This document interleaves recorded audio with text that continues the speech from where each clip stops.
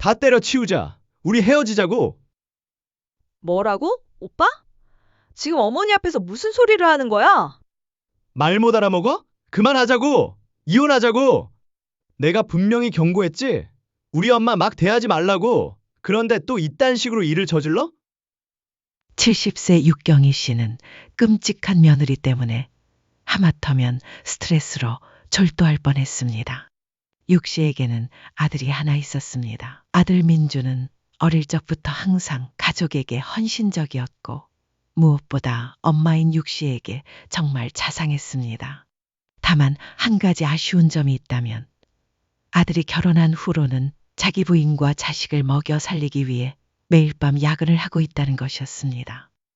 그 탓에 아들의 얼굴은 볼 때마다 피폐해져 있었고 당연하게도 육 씨와의 연락은 거의 할 수가 없었습니다. 그래서 그날도 육 씨가 직접 이른 아침부터 아들네 집으로 가는 길이었습니다. 아들과 며느리가 출근을 해야 하는데 손주를 봐줄 사람이 없어서 육 씨가 직접 그 집까지 가는 중이었습니다.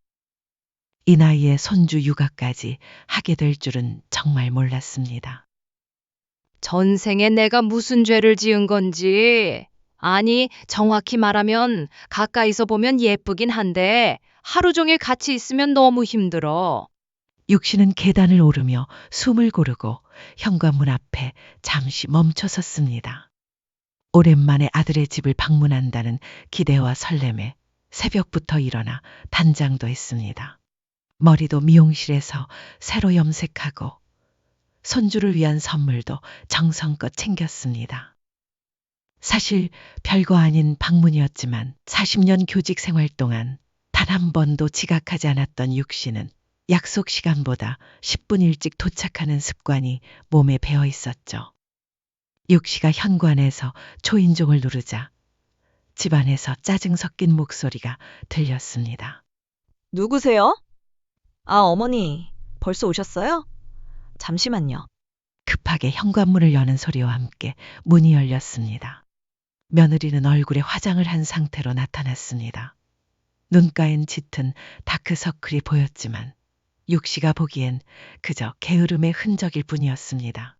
그도 그럴 게 며느리의 출근 시간은 이미 꽤 지나 있었습니다. 어서 오세요. 빨리 오셨네요. 아직 준비가 덜 됐는데. 며느리는 불편한 기색을 감추지 못하며 말을 흐렸습니다. 출근 준비 중인 듯 셔츠 위에 앞치마를 대충 둘러입은 모습이었습니다. 육 씨는 그런 며느리의 모습이 솔직히 마음에 들지는 않았지만 애써 환한 미소를 지었습니다. 아침부터 그 아이의 기분을 망치고 싶지는 않았으니까요. 괜찮다. 애들 아빠랑 애들은 거실에서 TV 보고 있어요. 오늘따라 애들이 아침부터 말을 안 들어서. 며느리는 변명처럼 말을 이었습니다. 하지만 육 씨가 보기에는 그저 아이들 탓을 하는 어설픈 핑계로밖에 들리지 않았습니다. 육 씨가 선물 가방을 들고 거실로 향하자 8살 손자와 5살 손녀가 TV 앞에 나란히 앉아 있었습니다. 아이들은 할머니를 보자 환하게 웃으며 달려왔습니다. 할머니, 할머니다. 손자가 육 씨에게 달려들었습니다. 육 씨는 품에 안긴 손자를 꼭 안아주었습니다. 그때 며느리가 손녀의 등을 살짝 떠밀며 말했습니다. 이른 아침이지만 할머니께 인사부터 드려야지. 손녀는 얼른 허리를 굽혀 인사했고 곧바로 선물 가방을 살폈습니다. 육 씨는 아이들 머리를 쓰다듬으며 부드럽게 물었습니다. 아이고, 우리 예쁜 강아지들. 너네 아빠는 어디 계실까? 그때 화장실에서 나온 아들이 대답했습니다. 엄마, 벌써 오셨어요? 저희가 조금 늦잠을 자서 정신이 없네요. 육 씨는 아들의 모습을 유심히 살폈습니다.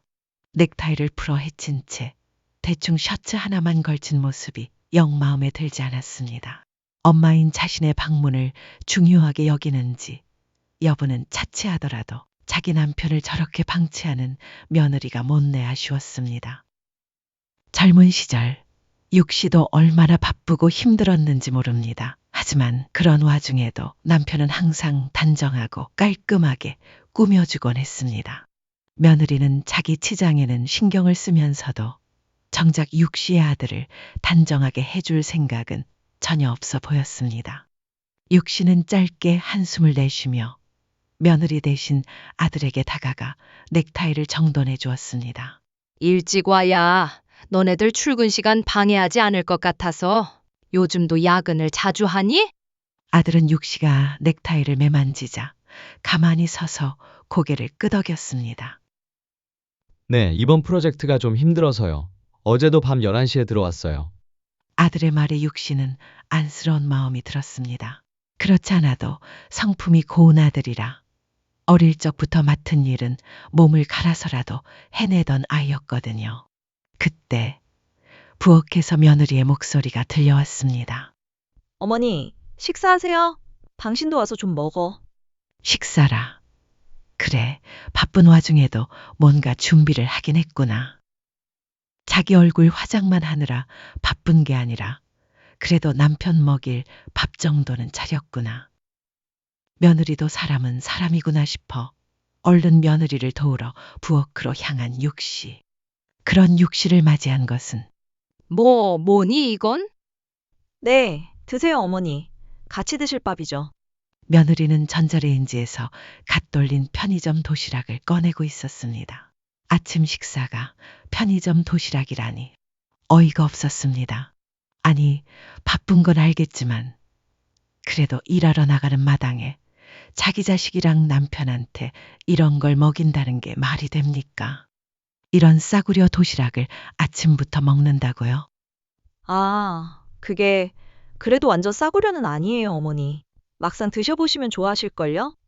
며느리는 낯빛이 급격히 어두워지며 당황한 기색을 감추지 못했습니다. 사실 저희가 아침에는 좀 바쁘다 보니까 그냥 간단하게 먹거든요. 그래서 오늘도 그냥 평소처럼 했던 건데 역시 어머님도 오시고 하니까 밥이라도 할 걸 그랬네요. 그래, 당연히 그랬어야지. 그걸 말이라고 하니? 라는 말이 목구멍까지 치밀어 올랐지만 육씨는 꾹 참았습니다. 손주들 앞에서 며느리와 싸울 수는 없었으니까요. 그저 한숨을 내쉬며 냉장고를 열어보았습니다. 뭐라도 있으면 얼른 뚝딱 만들어줄 생각이었습니다. 냉장고 안에는 말라붙은 반찬 몇 가지와 김치통만 덩그러니 놓여 있었고 맞은편 싱크대에는 세척되지 않은 그릇들이 산처럼 쌓여 있었습니다. 집안 상태는 엉망이었습니다. 명색이 주부라는 사람이 이렇게 집을 방치한다니. 육씨는 속으로 혀를 찼습니다. 이래서야 지금 당장 뭘 해먹는 건 무리겠구나 생각하던 찰나 며느리가 민망한 얼굴로 다가와 말했습니다. 뭐 하시게요, 어머니? 뭐 할 게 있어야 하지. 이래서야. 육씨는 또 한 번 한숨을 내쉬었습니다. 그러자 며느리는 언짢은 표정을 숨기지 않았습니다. 이것 봐라, 뭘 잘했다고 이렇게 감정을 드러내는 걸까? 도무지 이해가 되지 않았습니다. 이미 손주들은 식탁 구석에 앉아 익숙한 듯 도시락을 까먹고 있었습니다. 그 꼴을 보고 있자니 육씨는 속이 더욱 뒤집히는 것만 같았습니다. 정말 이대로 두면 안 되겠다. 뭐라고 한마디는 해야겠다. 그때 아들이 어색한 미소를 지으며 끼어들었습니다. 엄마 괜찮아요, 이거. 제가 이렇게 먹자고 한 거예요. 민준이 네가? 네, 그냥 다 같이 아침은 편하게 했으면 좋겠어서요. 집사람도 출근해야 하니까 다른 데 시간 쓰면 힘들 것 같기도 하고요. 아들이 먼저 이렇게 하자고 했기는 무슨. 그 말이 사실이건 아니건 보나마나 심성이 착한 아들이 자기 와이프 힘들까봐 대신 말한 것이 분명했습니다. 육씨는 애써 미소를 지으며 말했지만 마음은 편치 않았습니다. 아침부터 편의점 도시락이라니 그간 아들네 집에 최대한 관여하지 않으려 했었습니다. 하지만 그렇다고 내 아들이 차갑게 식은 밥을 먹으며 하루를 시작하길 바라서 그런 건 아니었거든요. 눈치를 보던 아들이 조심스럽게 먼저 플라스틱 포장을 뜯었습니다. 엄마, 저 먼저 먹을게요. 오늘 팀장님이랑 아침 미팅이 있어서요. 육신은 밥을 뜨는 아들의 모습을 바라보며 또 한 번 한숨을 참았습니다. 당장이라도 마트에 가서 뭐라도 사와 해주고 싶었지만 그랬다간 출근 시간에 늦는 건 뻔했습니다. 할머니, 맛있게 드세요. 순수하게 웃으며 도시락을 앞에 둔 손자의 모습에 육신은 애써 미소를 지었습니다. 도시락 뚜껑을 열자 식어 굳은 밥과 몇 가지 반찬이 덩그러니 놓여 있었습니다. 계란말이, 소시지 볶음, 그리고 김치, 그게 전부였습니다. 게다가 도시락이 식어서 밥은 딱딱하게 굳어 있었고 반찬에서는 기름 쩐내가 진동을 했습니다. 육신은 배고픔도 잊은 채 말없이 도시락 소시지를 집어먹는 손주들에게 다독이듯 말했습니다. 그래도 우리 강아지들 잘 먹어야지. 그래야 커서도 건강하지. 애들아, 너네 밥은 할머니가 따로 해줄 테니까 그만 먹어. 할머니가 엄마가 해준 것보다 훨씬 더 맛있는 밥 해줄게. 손주들이 눈을 반짝이며 외쳤습니다. 정말요? 아싸, 그럼 난 갈비 먹고 싶어요. 그래, 먹고 싶은 거 할머니가 다 해주마. 육신은 손주들을 아끼는 마음에 그렇게 다짐하듯 말했습니다. 그런 육시의 말이 끝나기도 전에 며느리는 가방을 챙기고 조용히 현관으로 향했습니다. 그런데 뭔가 이상했습니다. 보통은 집을 나설 때 다녀오겠습니다. 정도는 말하지 않나요? 특히나 집안에 어른이 있을 때는 더더욱. 그런데 며느리는 시어머니에게 인사 한마디 없이 그냥 나가려 했습니다. 육신은 일부러 며느리를 향해 말했습니다. 우리 며느리 잘 다녀오렴. 육시의 말에 뜨끔했던 걸까요? 현관으로 향하던 며느리가 멈칫하고 서더니 이내 어색한 미소와 함께 고개를 숙였습니다. 그럼 다녀오겠습니다. 애들 잘 부탁드려요, 어머니. 시어머니에게 마지못해 하는 인사. 엎드려 절 받기보다도 못하다는 생각이 들었습니다. 도대체가 애가 왜 저렇게 변한 거지? 며느리가 나가고 나서 육신은 깊은 한숨을 내쉬었습니다. 며느리가 처음부터 저런 건 아니었습니다. 그래도 처음에는 어느 정도 상식도 있었고 무엇보다 요즘 아가씨들답게 깔끔했죠. 처음엔 안 그랬는데 어째 시간이 갈수록 자기밖에 모르는 사람처럼 변해버린 겁니다. 며느리가 없는 사이 육신은 손주들을 챙기며 집안을 돌봤습니다. 그런데 정말 집안 관리를 어떻게 한 건지 여기저기 치울 게 한두 가지가 아니었습니다. 하나를 치우면 또 다른 하나를 치워야 할 정도로 너무 정신이 없었죠. 심지어 작은 방은 어땠는 줄 아세요? 할머니, 작은 방은 들어가시면 안 돼요? 손자의 말에 육신은 의아해서 물었습니다. 왜? 내가 작은 방에 들어가면 안 되는 이유라도 있는 거니? 야, 엄마가 할머니 앞에서 그런 말 하지 말랬잖아. 아, 맞다, 그랬지? 왜들 그러는데? 자꾸 그러니까 할머니도 궁금하잖니? 손주들의 말을 들은 육신은 잠시 망설이다가 결국 작은 방의 문을 열었습니다. 그러자 육시의 눈앞에 펼쳐진 광경은 이게 뭐야? 쓰레기장이 따로 없었습니다. 그것도 그냥 쓰레기가 아니라 온갖 잡동사니가 뒤엉켜 쌓인 난장판이었습니다. 난 몰라. 야, 내가 할머니한테 이른 거다. 내가 뭘? 난 엄마가 할머니한테 혼날까봐 집 물건들을 작은 방에 넣어두라고 한 건 얘기 안 했단 말이야.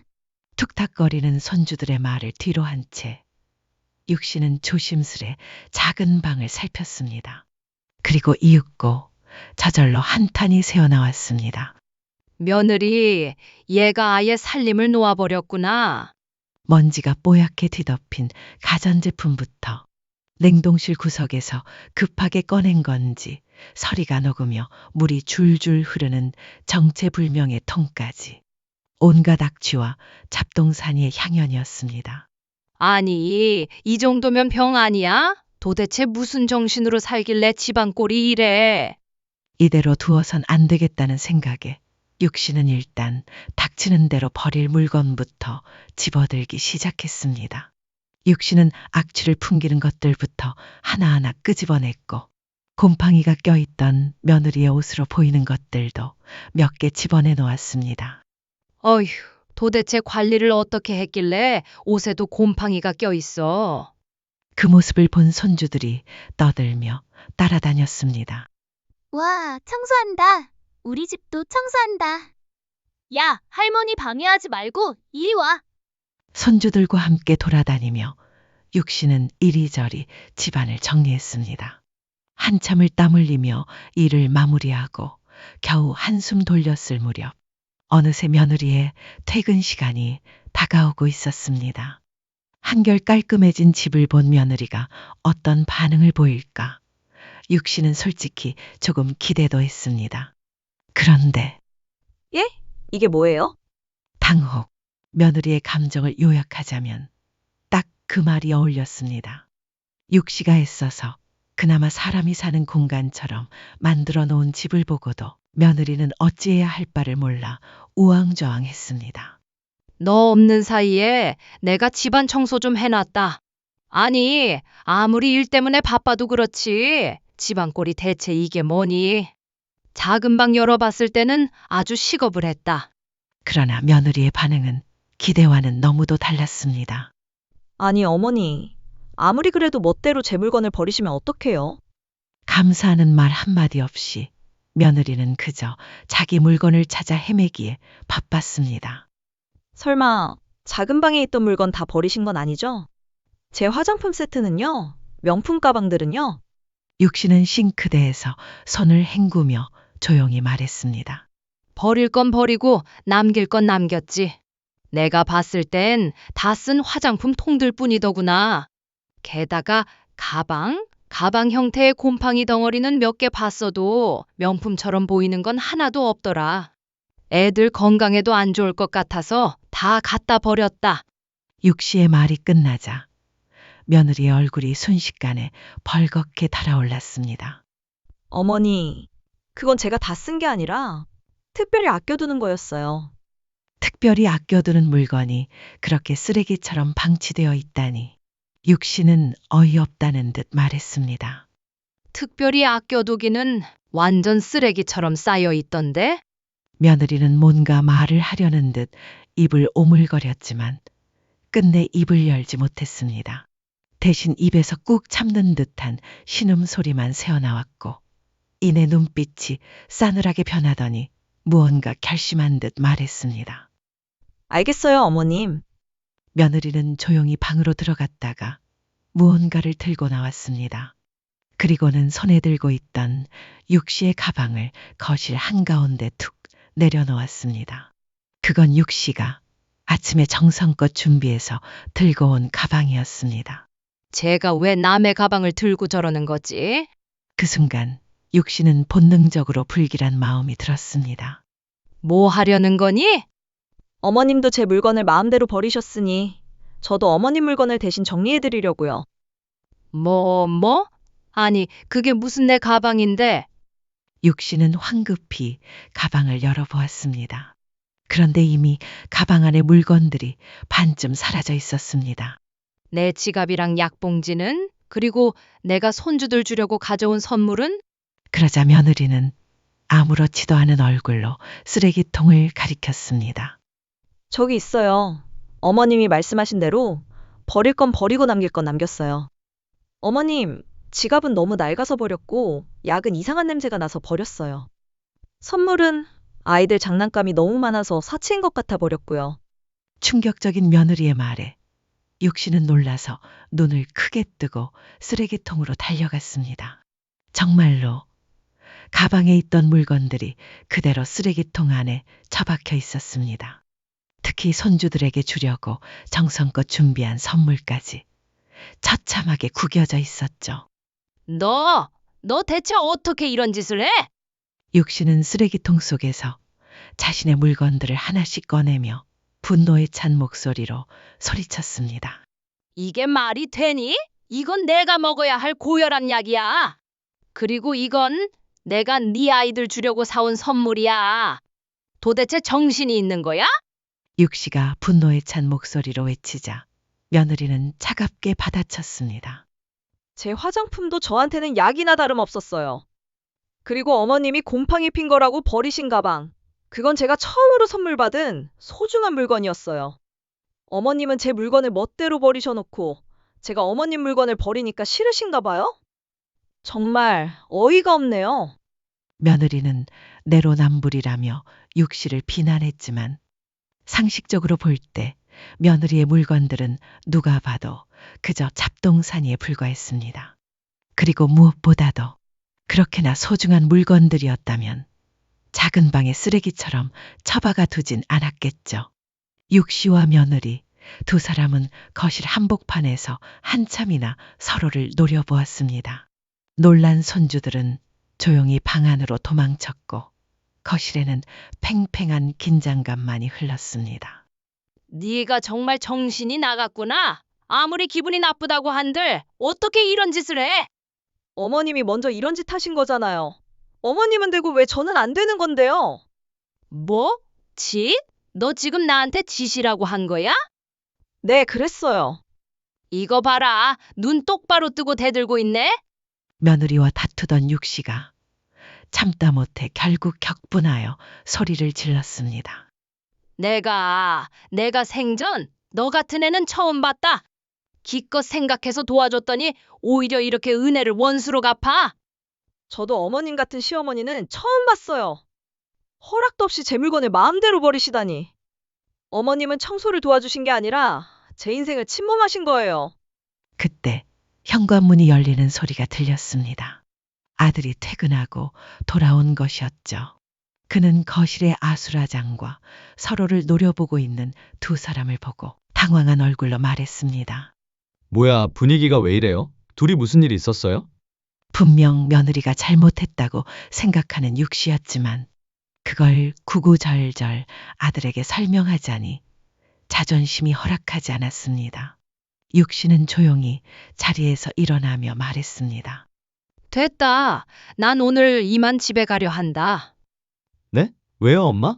내일 돌아가시기로 하셨잖아요. 이유가 궁금하면 네 와이프한테 물어봐라. 나 원참 어이가 없어서. 아들은 떠나려는 어머니의 팔을 붙잡았습니다. 엄마 왜 그러는데요? 무슨 일 있으셨어요? 그리고 마지막 질문은 며느리를 향한 것이었습니다. 당신, 나 없는 사이에 무슨 일 있었어? 며느리는 억울하다는 듯 눈을 치켜떴습니다. 아니, 그게 무언가 말을 하려던 며느리는 이내 육씨의 얼굴을 한번 훑어보더니 눈빛을 표독스럽게 바꾸며 말했습니다. 몰라요. 어머님께 여쭤봐요. 아니 저게 진짜. 육씨는 시어머니 앞에서 저렇게 노골적으로 꼬장을 부리는 며느리를 보고 있자니 복장이 터질 지경이었습니다. 얘가 정말 상상 이상으로 밑바닥이구나. 아무리 화가 났다고 해도 앞뒤 안 가리고 시어머니에게 덤벼드는 사람이 어디 있단 말입니까? 그 둘 사이에 끼어 누구보다 답답한 건 아들이었습니다. 아니, 둘이서 대체 왜 이러는 건데? 누구라도 말을 해줘야 내가 중재를 하든 말든 하지. 중재? 당신이 무슨 중재를 해? 당신은 시어머니 아들이잖아. 그런 사람이 내 편을 들어주기나 하겠어? 너 정말 말 자꾸 그런 식으로 할 거니? 개념 좀 찾아라. 어머님이야말로 말씀 그렇게 하지 마세요. 저도 나름 상식적인 사람인데 다 이유가 있으니까 이렇게 하는 거죠. 육씨는 며느리의 그 말에 정신이 아찔했습니다. 내 며느리가 정말 제정신이 아니구나. 눈앞이 핑 돌고 머리가 어지러워졌습니다. 일평생 믿어온 상식이 한순간에 무너지는 것 같았습니다. 도대체 평소에 어떤 생각을 하고 살아야 이렇게 시어머니를 대놓고 우습게 여기며 덤빌 수 있는 건지. 육씨는 억울함과 허탈함이 가슴 깊숙이 차오르는 걸 느꼈습니다.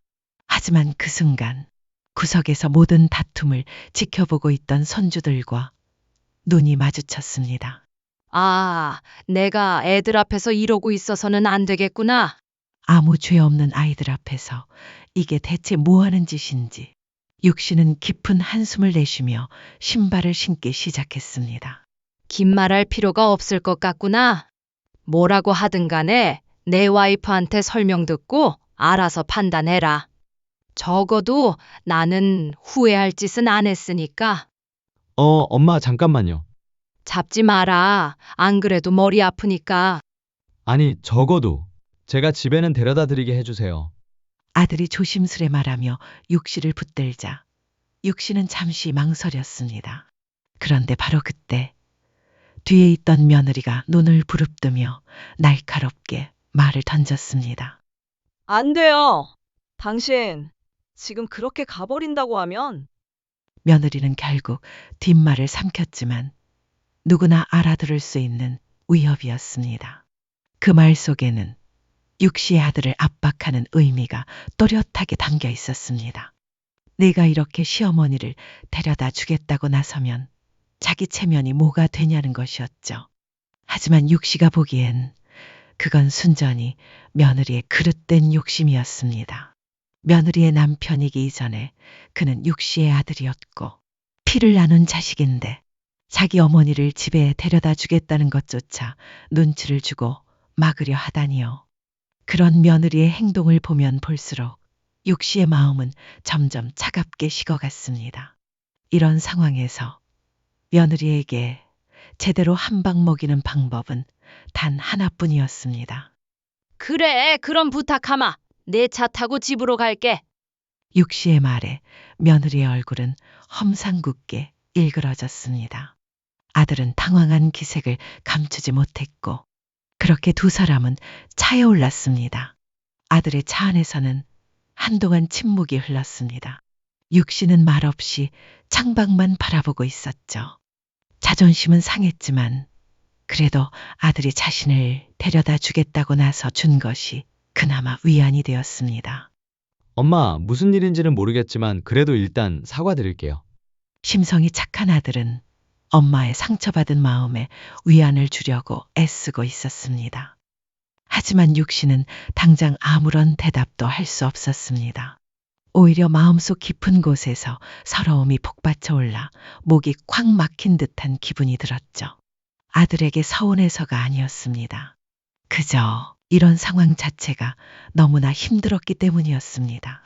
선의로 그저 도와주고 싶어서 아들과 며느리를 챙긴 것뿐인데 결국 알게 된 건 며느리의 추악한 면모뿐이었으니까요. 요즘 집사람 일이 좀 많이 바빠요. 게다가 애들까지 방학이라 더 정신이 없기도 하고요.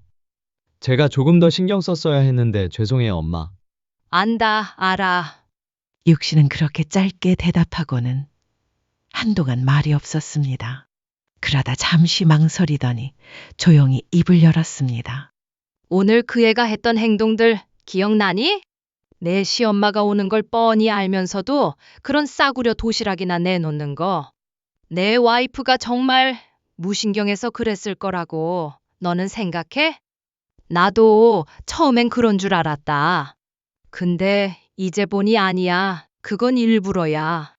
분명히 일부러 날 기분 나쁘게 하려고 그런 거야.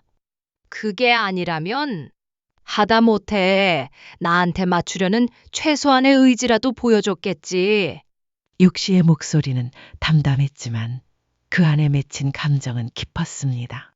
며느리의 언행은 분명 정상이 아니었습니다. 아무리 바빠도 시어머니 눈치는 보는 게 보통의 정서 아닙니까? 시어머니도 며느리의 눈치를 어느 정도는 보게 되고요. 하지만 며느리는 육씨를 완벽하게 무시했습니다. 툭하니 차갑게 식은 도시락을 내놨고 육씨가 한 청소가 마음에 들지 않자 마치 원수에게나 할 법한 짓을 대놓고 저질렀죠. 그런 며느리의 행동은 육씨의 마음에 깊고도 지울 수 없는 상처를 남겼습니다. 아들은 말없이 운전대를 잡고 있었습니다. 그의 얼굴에도 복잡한 감정이 어렸습니다. 죄송해요, 엄마. 드릴 말씀이 없네요. 이따가 제가 집에 가서 집사람이랑 잘 한번 대화해 볼게요. 어느덧 아들의 차는 육 씨의 집 앞에 도착해 있었습니다. 육 씨는 차에서 내리기 전 잠시 망설이다가 조용히 입을 열었습니다.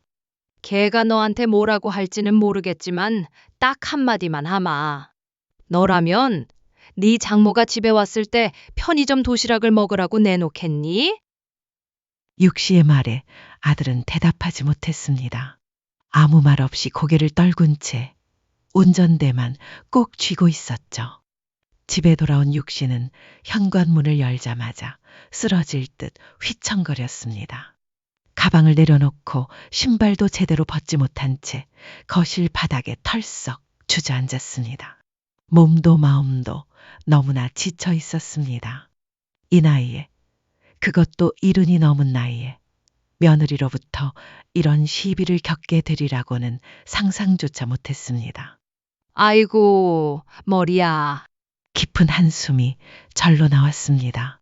거실 바닥에 그대로 누운 육 씨의 눈에 천장이 흐릿하게 들어왔습니다. 조용한 집 안에는 메아리처럼 울리는 벽시계 소리만 가득했습니다. 똑딱, 똑딱.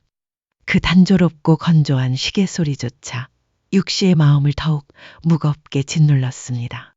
내가 잘못한 걸까? 불현듯 자책감이 밀려왔습니다. 며느리 입장에서 보면 허락도 없이 집안 물건을 마음대로 버린 시어머니가 원망스러웠을 수도 있겠다는 생각이 들었습니다. 아무리 선혜였다 한들 남의 물건에 손을 댄 건 분명 신뢰를 해친 행동이었으니까요. 어쩌면 혼자 산 세월이 길어지다 보니 다른 사람의 사생활을 존중하는 감각이 무뎌졌을지도 모른다는 생각도 들었습니다. 지금 와서 돌아보니 그런 부분도 있었겠죠. 하지만 아무리 그래도 그렇지. 어떻게 자기 시어머니한테 그따위 태도를. 이내 머릿속에 떠오른 건 며느리의 행동이었습니다. 놀리기라도 하듯 육 씨의 약을 쓰레기통에 던져놓고 손주들 주려고 챙겨온 선물까지 구겨서 내던졌던 그 모습. 그건 분명 선을 넘는 행동이었습니다. 게다가 그 당당한 태도며 시어머니를 무시하는 듯한 싸늘한 눈빛까지. 아, 그만 생각하자. 머리 아파. 육 씨의 눈가에 조용히 눈물이 맺혔습니다. 움직이지도 못한 채 그저 거실 바닥에 앉아 가슴 한구석이 서서히 저며오는 아픔을 느끼고 있었습니다. 뚝! 눈물 한 방울이 볼을 타고 흘러내렸고 이내 참아왔던 감정이 터지듯 쏟아지는 눈물을 주체할 수 없었습니다. 가슴 속에 차오르는 서러움, 그리고 아들을 생각하는 마음이 뒤섞여 더욱 쓰라렸습니다. 혹시 아들이 괜히 나 때문에 며느리랑 또 말다툼을 하는 건 아닐까? 그런 아들을 위해서 내가 먼저 사과라도 해야 하나? 온갖 생각이 머리를 치고 지나갔습니다. 이런 와중에도 자식 생각뿐인 자신이 참 바보 같기도 했습니다. 다음 날 아침 눈물에 젖은 채 잠이 들었던 육 씨는 갑작스레 울린 문자 알림에 깜짝 놀라고 말았습니다. 뭐야, 얘가 왜 아침부터 문자를 보낸 거지? 보낸 이는 다름 아닌 며느리였습니다. 육 씨는 잠시 문자를 열어보지 못하고 핸드폰을 한참 바라보기만 했습니다. 대체 얘가 또 무슨 꿍꿍이일까? 혹시 문자를 통해 또 못된 말이나 적어 보낸 건 아닐까? 이미 전적이 있다 보니 괜히 불안한 마음이 앞섰습니다. 하지만 분명 어제 아들과 이야기를 나눴을 것이고 그 때문에 보내는 문자일 수도 있다는 생각에 그래, 내 아들을 믿자는 마음으로 조심스럽게 메시지를 확인했습니다. 어머님, 어제는 정말 죄송했어요. 애들 아빠랑 대화를 나눠보니까 제가 많이 잘못했더라고요.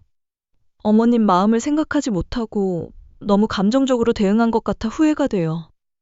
오늘 직접 찾아뵙고 사과드리고 싶은데 중요한 회의가 있어서 먼저 선물이라도 보내드리려 해요. 곧 다가오는 어머님 생신 선물이라고 생각하고 받아주세요.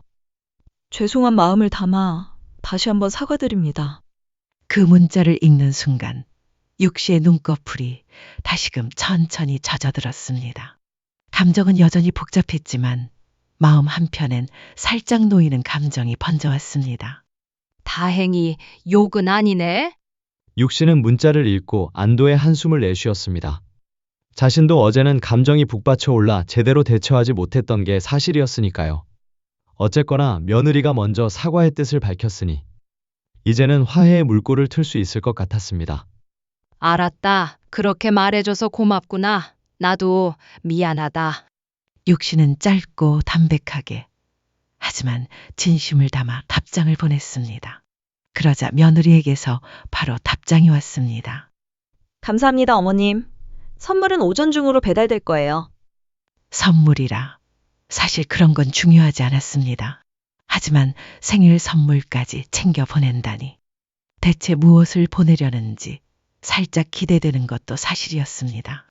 그래, 그래도 가족인데 서로 잘 지내야지. 육신은 며느리의 사과를 받아들이며 이제는 새롭게 관계를 쌓아가기로 마음을 다잡았습니다.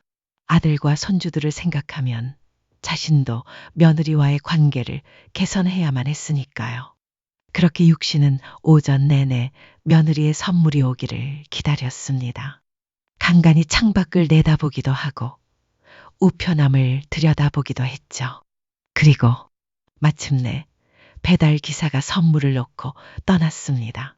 대체 뭘 보낸 거지? 상자가 생각보다 훨씬 큰데. 생각보다 큼직한 상자였습니다. 어쩐지 기대도 되면서 한편으로는 묘한 불안감도 밀려왔습니다. 조금 전까지만 해도 자신을 노려보던 며느리였는데 이렇게 갑자기 마음을 바꿨다는 게 어딘가 낯설고 이상했기 때문이죠. 그래도 선물이라면 일단 열어는 봐야 했습니다. 육신은 조심스레 상자의 테이프를 뜯으려 했습니다. 하지만 손톱으로는 잘 떨어지지 않아 부엌으로 가위를 가져왔습니다. 가위로 조심스럽게 테이프를 잘라내고 마침내 상자를 열었습니다. 이게 뭐야? 육시의 눈이 휘둥그레졌습니다. 상자 안에는 도저히 상상하지 못했던 것들이 가지런히 담겨 있었습니다. 편의점 도시락, 그것도 10대 개나 되는 것들이 고르게 정렬돼 있었습니다. 어제 아침 육시를 황당하게 만들었던 바로 그 도시락과 같은 종류들이었습니다. 처음에는 며느리가 자기 먹을 걸 잘못 보낸 줄 알았습니다. 하지만 도시락들 사이에 끼워진 흰색 봉투 하나가 눈에 띄었습니다. 육신은 떨리는 손으로 그 봉투를 꺼냈습니다. 봉투 안에는 메모 한 장이 들어 있었습니다. 한참을 망설이다가 육신은 결국 메모를 펼쳤습니다. 혼자 사시는데 밥 굶지 마세요, 어머니. 이게 대체 무슨... 육신은 메모를 보고 눈을 몇 번이나 깜빡였습니다. 분명 사과한다며 선물을 보낸다더니 이건 사과가 아니라 또 다른 조롱이었습니다. 어제 아침 자신을 서럽게 만들었던 그 도시락을 그것도 한두 개도 아닌 상자 가득 보내다니 이거 완전 정신 나간 거 아니야? 육신은 믿을 수 없었습니다. 처음엔 충격, 그 다음은 배신감, 그리고 마지막으로 분노가 치밀어 올랐습니다. 왜 이런 짓을 한 걸까? 아들은 알고 있는 걸까? 이건 명백히 사과가 아니었습니다. 며느리가 보낸 이 도시락 상자는 육시를 향한 조롱이자 혼자 사는 그녀를 무시하며 당신은 그냥 이거나 먹고 사세요. 라는 차가운 모멸의 메시지였습니다. 가슴이 철렁했고 분노로 손끝이 떨렸습니다. 육신은 덜덜 떨리는 손으로 휴대폰을 집어들었습니다. 당장이라도 아들에게 전화해 자초지종을 이야기하고 싶었습니다. 하지만 시계를 보니 지금은 아들이 한창 일할 시간이었습니다. 아, 정말 화나는데. 지금 전화 걸면 괜히 일하는데 방해될까봐 말을 못하겠네. 속은 부글부글 끓어오르지만 육시의 입은 쉽게 열리지 않았습니다. 늘 그래왔듯 자식 걱정이 앞섰기 때문이었습니다. 저녁에 퇴근하고 나서 전화해야겠다. 육 씨는 깊은 한숨을 내쉬며 편의점 도시락 상자를 거실 구석으로 옮겼습니다. 도시락을 보는 것만으로도 속이 뒤집힐 지경이었습니다. 이걸 버려야 할지, 어떻게 해야 할지도 난감했습니다. 비싼 물건도 아니고, 그렇다고 그냥 버리자니 괜히 억울하고, 먹자니 화가 나고, 도대체 무슨 생각으로 이런 짓을 한 거지? 나랑 정말 싸워보자는 건가? 육 씨가 보기에 며느리의 행동은 무식하고 지리멸렬하기 짝이 없었습니다. 이성과 논리 따위는 없이 오직 자기 감정에만 충실한 그런 저급한 대응. 시간이 갈수록 육 씨의 마음은 점점 더 무거워졌습니다. 70이 넘도록 살면서 이런 취급을 받아본 건 정말 처음이었으니까요. 오후 6시 아들이 퇴근할 시간이 다 되어갑니다. 육 씨는 휴대폰을 다시 집어들었습니다. 하지만 또 망설여졌습니다. 아들이 지금 며느리랑 같이 있으면 어쩌지? 혹시 야근을 하고 있으면 육 씨는 핸드폰을 다시 내려놓으며 혼잣말을 했습니다. 7시까지만 기다려보자. 그리고 7시가 지나고 육 씨는 더 이상 참을 수 없었습니다. 떨리는 손으로 아들의 번호를 눌렀습니다. 벨소리가 몇 번 울리고 드디어 아들이 전화를 받았습니다. 네, 엄마? 어디니? 집이니? 아니요, 아직 회사예요. 일 마무리하고 있어요. 오늘도 야근이라. 아, 그래. 밥은 챙겨 먹었고? 육 씨는 자기도 모르게 아들의 끼니 걱정부터 했습니다. 말을 뱉고 나서 스스로도 놀랄 정도였죠. 젊었을 땐 왜 부모가 그렇게 밥은 먹었냐는 말을 자주 하는지 이해할 수 없었는데, 이제 그 부모와 같은 나이가 되니 그 말이 저절로 입 밖으로 나왔습니다. 아들은 전화 너머에서 가볍게 웃으며 말했습니다. 당연히 챙겨 먹었죠. 엄마는요? 별일 없으시죠? 오늘 집사람이 선물 보낸다고 하던데 받으셨어요? 아, 아들도 다 알고 있었구나. 육 씨는 섬뜩한 기분을 잠시 누르고 가라앉은 목소리로 입을 열었습니다. 그래. 그렇지 않아도 그것 때문에 연락한 거야. 그래요? 전화까지 하실 정도면 엄청 마음에 드셨나 보네. 어떤 선물이었는데요? 마음에 드세요? 마음에 들기는 무슨? 걔가 나한테 사과 선물로 도시락을 보냈어. 그것도 내가 뭐라고 한 소리 했던 그 편의점 도시락을. 네? 그게 무슨 말씀이세요? 도시락이라뇨? 육 씨는 숨을 깊게 들이마시고 천천히 그리고 조심스럽게 상황을 설명했습니다. 말끝마다 떨리는 감정이 묻어났고 듣는 이의 마음을 쿡쿡 찔렀습니다. 육 씨의 이야기를 들은 후 전화기 너머로 일순간 깊은 침묵이 흘렀습니다. 아들은 충격을 받은 듯 아무 말도 하지 못했고 한참 후에야 떨리는 목소리로 조심스레 입을 열었습니다. 정말이에요, 엄마? 진짜? 정말로 우리 집사람이 그런 짓을 했다고요? 정말이고 말고. 그럼 내가 지금 거짓말을 하겠니? 육 씨의 목소리는 담담했지만 그 안엔 깊은 상처가 배어 있었습니다. 아니, 그럴 리가 없어요. 분명 어제 제 앞에서는 자기가 잘못했다고 했단 말이에요. 그런데 이런 식으로 나올 줄은 상상도 못했어요. 아들의 목소리가 점점 떨려왔습니다. 놀람과 혼란, 그리고 분노가 섞인 말투였습니다. 엄마, 정말 죄송해요. 이건 정말 말이 안 되는 일이네요. 제가 지금 바로 집에 전화해서 한마디 할게요. 아니야. 너 피곤할 텐데. 애초에 난 네가 퇴근하길 바라면서 전화했던 거야. 이미 이렇게 말 다 전해놓고 이런 얘기하는 거 나도 너무 무책임한 거 알아. 그러니까 신경 쓰지 말고 네 일에 집중해라. 내 일은 나중에 생각하고. 육 씨는 아들을 걱정해서 한 말이었습니다. 자신이 억울하고 서운한 마음보다도 아들의 부담을 덜어주는 게 먼저였으니까요. 아들은 육 씨의 만류에도 불구하고 이미 분노를 억누르지 못한 상태였습니다. 아니에요, 엄마. 이건 정말 도를 넘은 일이에요. 제가 어제 분명히 이야기했는데 또 이런 식으로 나오면 안 되죠. 다른 사람도 아니고 엄마한테 이런 식으로 대하는 건 절대 용납할 수 없어요. 제가 확실하게 이야기할게요. 아들의 단호한 목소리에 오히려 육씨는 걱정스러워졌습니다. 자신 때문에 아들 부부 사이가 더 나빠지면 어쩌나. 불안한 마음이 앞섰습니다. 그리고 아니나 다를까. 1시간쯤 지난 뒤 아들에게서 다시 전화가 걸려왔습니다. 엄마, 저예요. 얘기해봤니? 싸운 건 아니지? 싸우진 말아야지.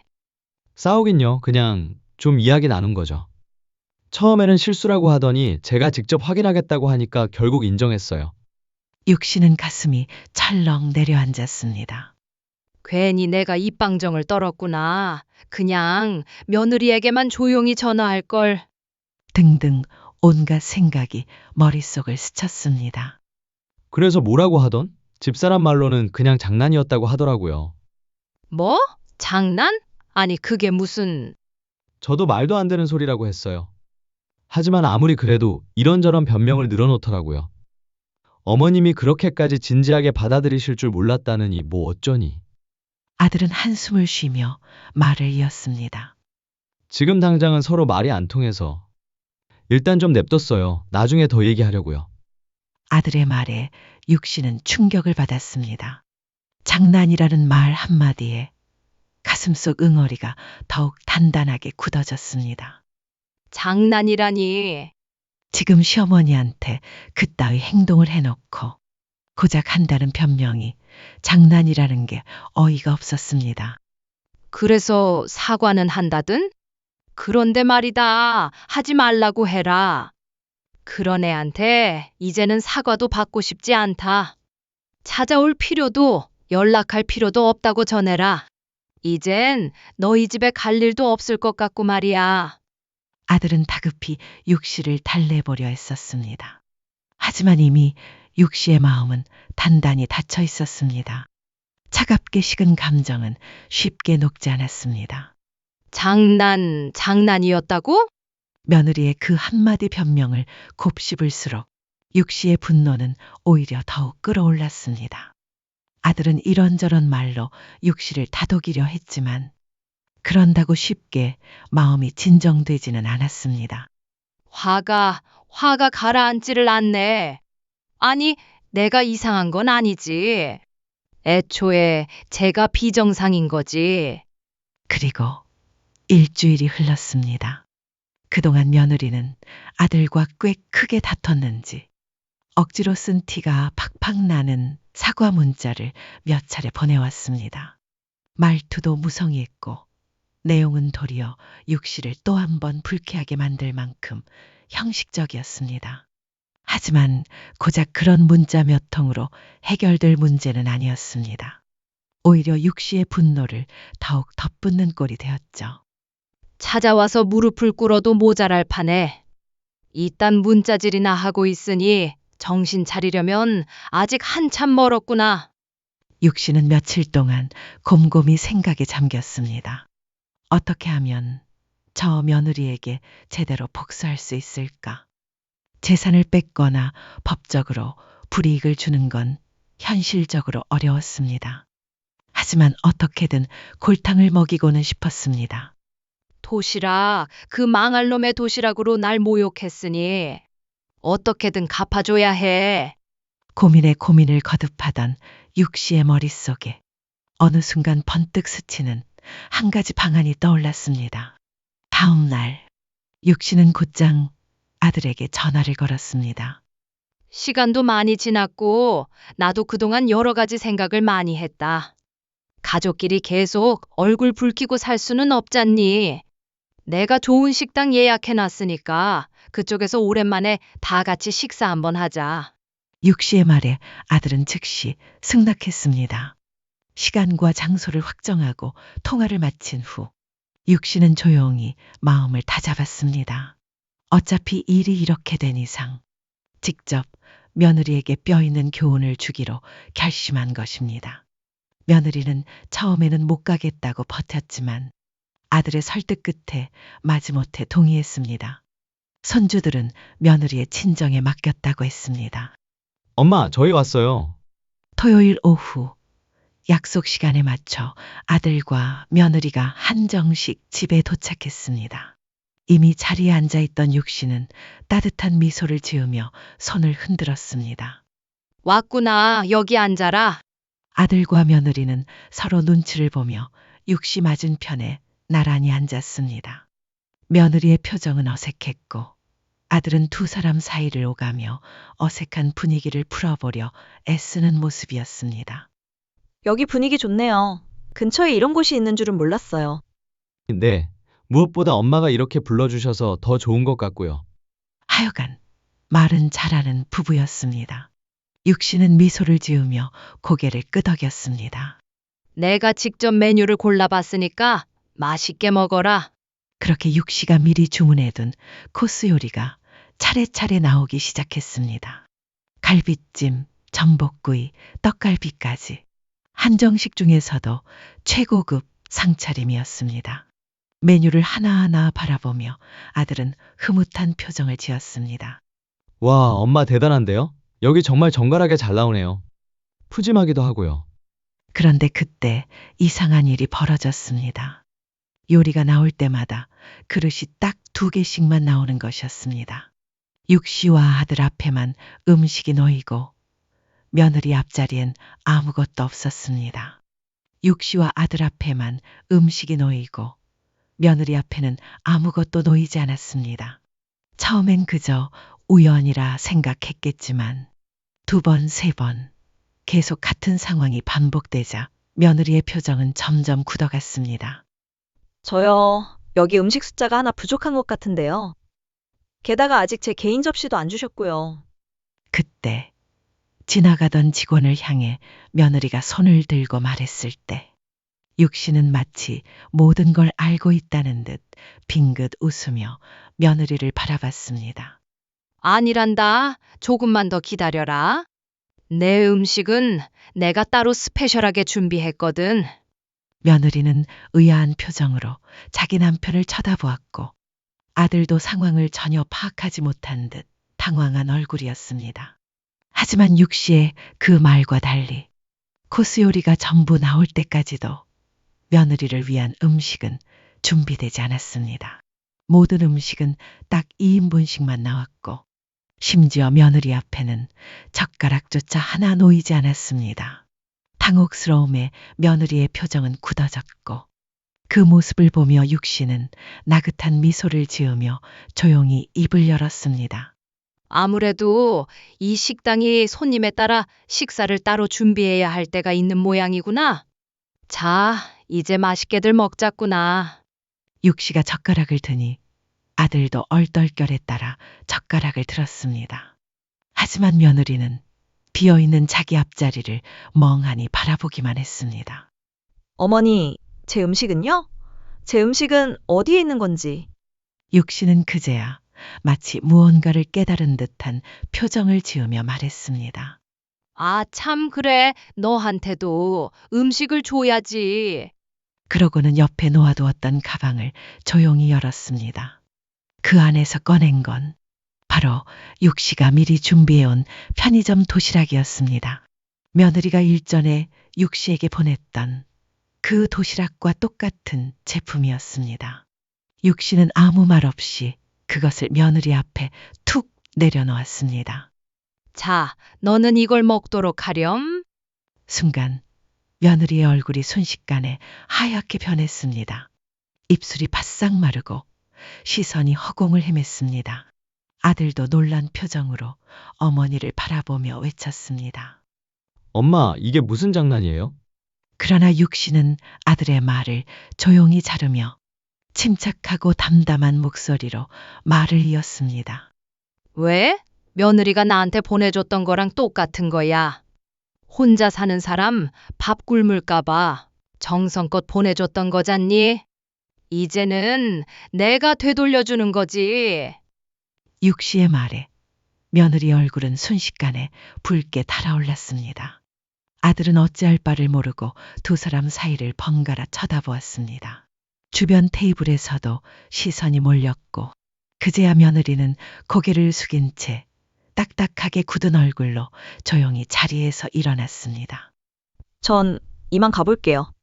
그러나 그녀가 일어서려는 순간 육시의 단호한 목소리가 그녀의 발을 멈춰 세웠습니다. 이제 막 식사가 시작됐는데 가다니 그게 무슨 소리니? 그 말에 며느리는 어쩔 수 없이 다시 자리에 앉았습니다. 그러나 그녀의 손은 눈에 띄게 떨리고 있었고 눈동자에는 억눌린 감정이 일렁였습니다. 어머니, 지금 제가 도시락 보낸 것 때문에 복수하시는 거예요? 육신은 천천히 갈비 한 점을 집어 입에 넣고 여유롭게 씹은 뒤 조용히 대답했습니다. 맞다. 똑같이 해줘야 내가 어떤 기분이었는지 이해할 것 같아서. 그 순간 며느리는 자리에서 벌떡 일어났습니다. 말도 안 돼요. 전 그냥 장난으로 한 건데. 이렇게 공개적으로 망신을 주시다니요. 아들이 다급히 며느리의 팔을 잡으며 진정시키려 했지만 육신은 단호하면서도 차분한 목소리로 말을 이었습니다. 장난? 나를 모욕하는 그런 행동이 장난이었다고? 게다가 그 뒤로 제대로 된 사과 한 번도 없었잖니? 딸랑 문자 한 통 보내놓고 끝. 네가 양심이 있다면 직접 찾아와서 얼굴 보고 사과하는 게 예의 아니겠니? 육시의 말에 며느리는 더욱 얼굴이 붉어지며 목소리를 높였습니다. 제가 일이 얼마나 바쁜데요? 어머니도 제 방 물건 다 버려놓고 사과 안 하셨잖아요. 내가 사과를 안 했다고? 내가 언제 안 했니? 그리고 그건 다 쓰레기였잖니? 쓰레기통에서 다시 주워와 봐라. 그 안에 쓸만한 물건이 뭐가 있었는지?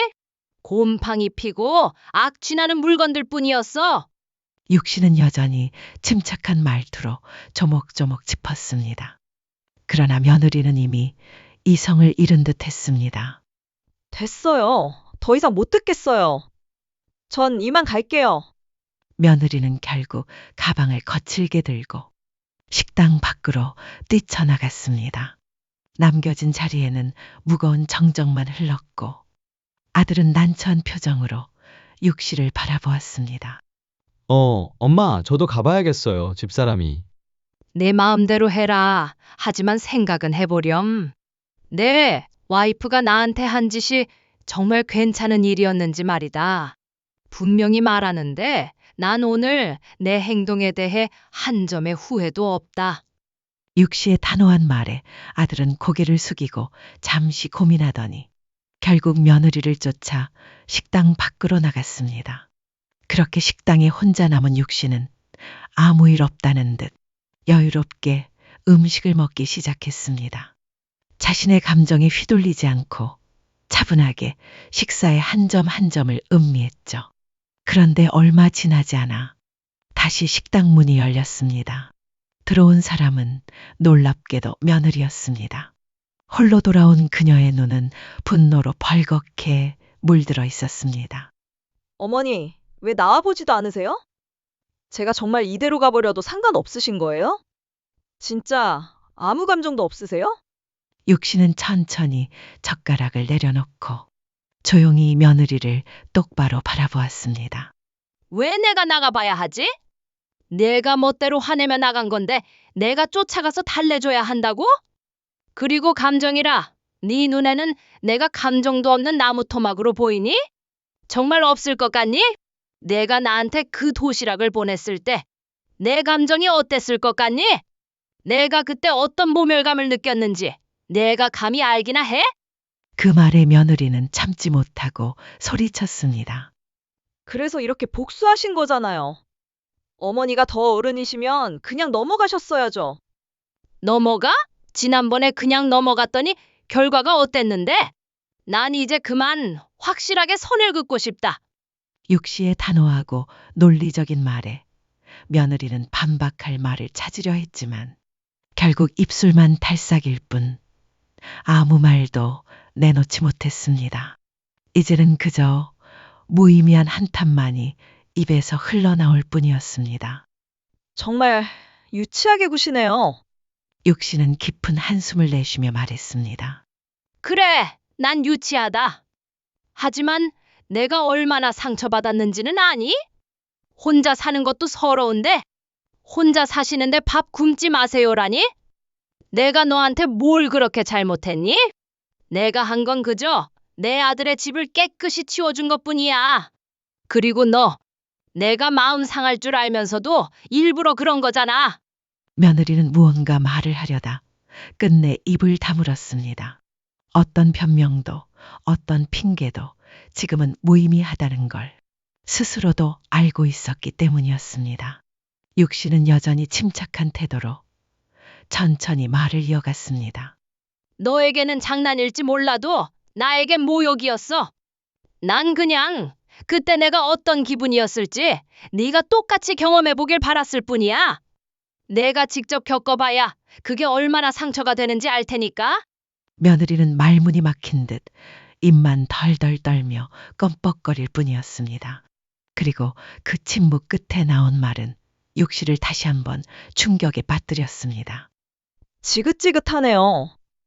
이런 시어머님인 줄 알았으면 애초에 결혼도 안 했을 거고 사람 취급도 안 했을 거예요.